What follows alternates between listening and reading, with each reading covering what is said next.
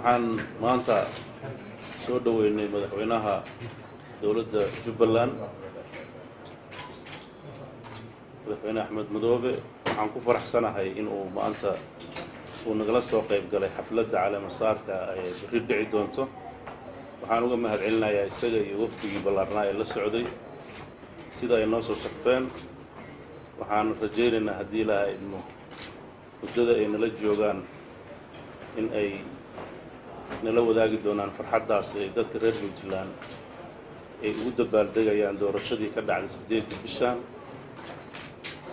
wixii waroo dambe dib baan u dhiganaynaa hadalkeenu wuxuu ku koobnaa oo soo dhaweyn iyo marxabaysiin aan ku soo dhaweynayno magaalada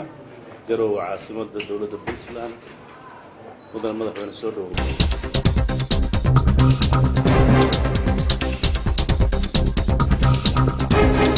aad waxaan ugu mahadcelinayaa madaxweynaha la doortay madaxweynaha dhammaan mas'uuliyiinta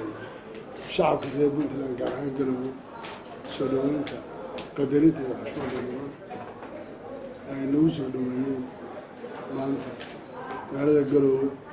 iyadoo aan u nimid xafladda caleemasaar galbinta la odhan karo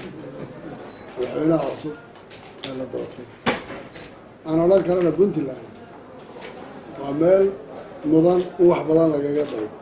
marka waxyaalaha lagaga dayanaya waxaa ka mid a sida waxaanu sida fiican ay u dhacaan iyo sida kala wareegga iyo dhaqanka ka jira aad baan ugu faraxsanahay degdeg ma qabno insha allah wixii waree kale iyo dib baan uga hadli doonaa madaxweyne waan kaaga mahadcelinayaa soo dhaweynta adiga madaxweynaha waan idinku hambalyeynayaa in shacabka reer Puntland ay u arkeen inay tihiin dadkii xaaladda lagu jira ka bixin lahaa marka